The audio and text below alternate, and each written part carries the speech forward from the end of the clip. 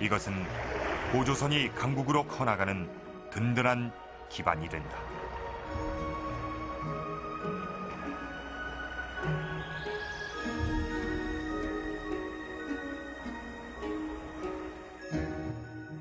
고조선은 수출국가였습니다.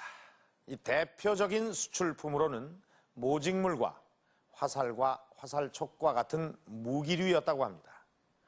고조선 유적에서 출토되는 수많은 중국 화폐들이 고조선이 수출국가였다는 것을 뒷받침해주고 있습니다. 자, 이 고조선이 수출을 했다는 것은 당시 고조선 사람들이 쓰고 남는 물건이 많았다는 얘기인데요. 이 고조선은 국내적으로는 농경과 방직 기술이 발달해 있었고 또 국제적으로는 수출을 통해서 중국으로부터 필요한 물건을 구입하고 외화를 벌어들였습니다. 이렇게 해서 부를 축적한 고조선은 국가 체제가 보다 더 강력해졌을 것이고 국제적인 지위도 높아졌을 것입니다. 자, 그렇다면 당시 고조선은 이 동북아시아에서 어떤 위치를 차지하고 있었을까요?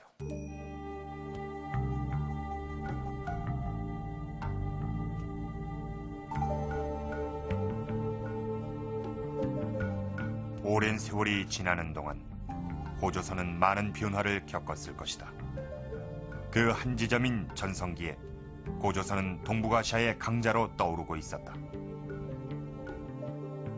기록에 의하면 고조선의 영토에는 수많은 거수가 있었다고 하는데 이것은 고조선의 세력권을 알려준다. 고조선이 건국되는 과정에서 여러 지역의 마을 연맹체들이 그 안에 들어오게 됩니다. 근데 그 당시에는 이제 오늘날처럼 그렇게 중앙 집권적인 행정 조직이나 행정 체계가 아직 마련이 안 돼 있었으니까 그 전에 있었던 각 지역의 마을 연맹체를 그대로 인정을 합니다. 근데 그 마을 연맹체는 추장들이 있었거든요. 근데 그걸 인정을 하면서 중앙에 이제 단군이라고 하는 최고 통치자가 그들을 거느리는 거죠. 그들에게 어떤 의무를 이행하게 하고. 그래서 이 마을 연맹체들을 그대로 지역의 하나의 정치 권력으로 그대로 인정을 해요.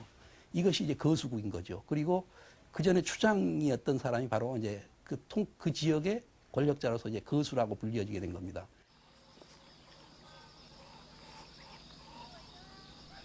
고조선의 거수국에는 고구려도 포함되어 있었다.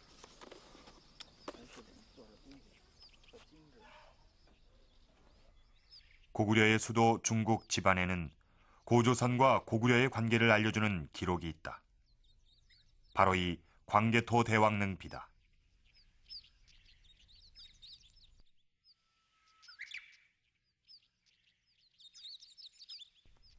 광개토 대왕릉 비문엔 고구려의 시조 추모왕의 출생이 적혀 있는데 추모왕은 천재와 하백의 딸 사이에서 태어난 자손이란 것이다.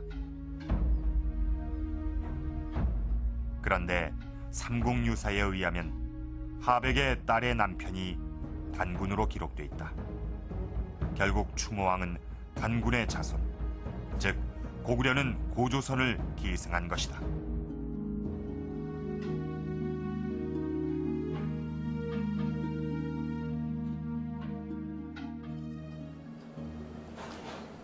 고조선의 전성기, 그 중심지는 어디였는지 기록을 찾아봤다.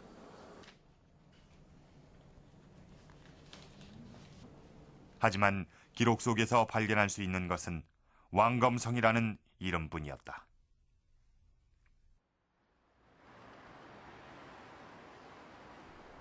현재 북한의 학자들은 고조선의 수도 왕검성이 단군릉이 있는 평양 지역에 있었다고 주장하고 있다. 또한 대동강 남쪽에서 낙랑유적에 출토된 것으로 보아 왕검성이 이곳에 있었을 것이란 추측도 있다.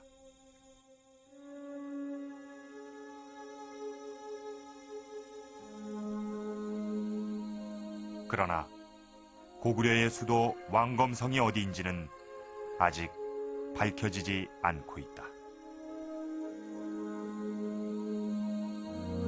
전국 칠홍 중에 하나인 연나라와 서로 각축할 정도니까 그때의 그 고유선은 굉장히 큰 나라라고 볼 수 있습니다.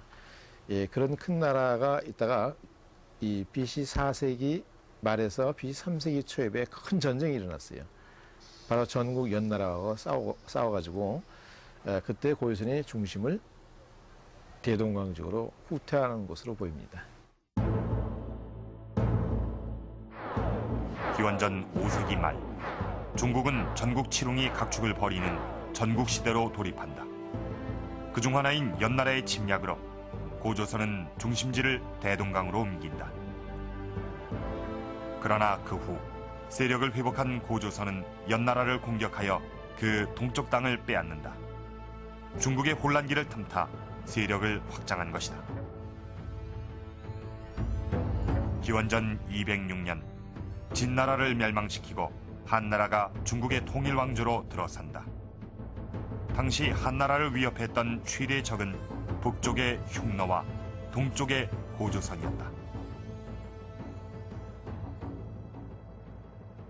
당시 문헌사를 보면 고조선은 위만조선이었는데 이제 국가체제를 수립을 하고 중국 황제에게 조공을 바친다든지 이런 것들을 이제 이행을 하지 않고 또 남쪽 주변 지역의 오랑캐 국가들이 중국에 조공을 바치거나 무역을 하는 것들을 중간에서 차단을 하고 중개 무역을 하는 이런 이제 그 행위를 하죠. 그 다음에 흉노족과 연결을 해가지고 세력을 키우려고 한다고 하는 그런 기록들이 보입니다. 이러한 거에 대해서 이제 어떤 중국 중심의 세계 질서를 구축하려고 하는 그런 목적에서 결국에는 고조선에 대해서 침공을 하는 거로 이제 볼 수 있습니다.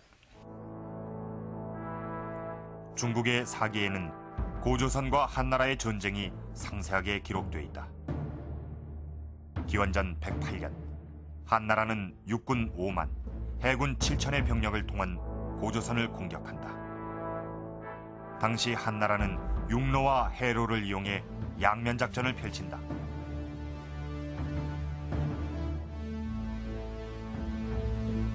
한나라 누선장군 왕복은 7,000명의 수군을 이끌고 산동반도를 출발한다.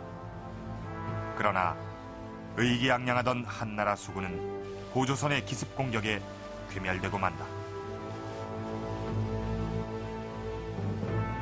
또한 오만의 한나라 대군은 고구려의 수도 왕검성을 포위했지만 1년이 넘도록 함락시키지 못한 채 성 주위를 맴돌아야 했다. 이렇게 막강했던 고조선이 멸망한 이유는 다름 아닌 내부 분열이었다. 기록에 의하면 기원전 108년 니계상 참이 왕을 죽이고 한나라에 항복한다. 동북아시아 패자로 등장하면서 그 영역이 확대가 되기 때문에 그 확대된 영역을 완전히 그 국가의 체제에 넣지 못했던 것이죠. 그렇게 돼서 한 가지 멸망 요인이 생겼던 것이죠. 두 번째는 이미 그 위만조선 시대에는 서북한 지역에만 국가가 형성된 것이 아니라 한강 유역의 진국, 또 동쪽의 고구려, 부여 등 여러 세력이 흥기했던 상황입니다. 이런 세력의 각축이 벌어져서 그런 그 각축 과정 속에서 위만조선이 멸망했죠.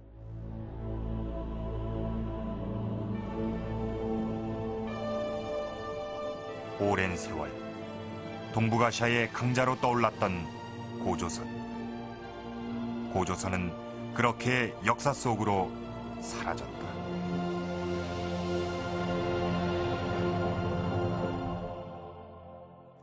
지금까지도 고조선이 우리 역사 속에서 어떻게 사라졌는지에 대해서는 잘 알려져 있지 않습니다.